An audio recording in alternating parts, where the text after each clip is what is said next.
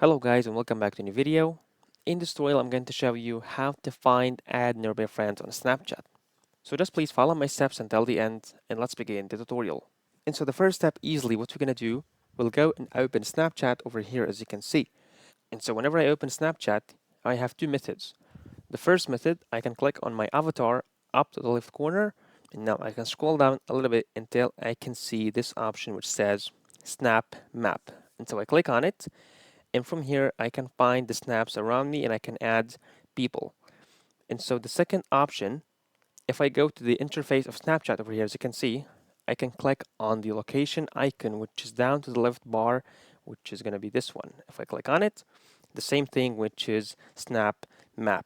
In here I can add people by clicking only on these snaps. At the end, that was all in today's video. If you find this very helpful, please don't forget to like the video, subscribe to the channel, and thanks for watching.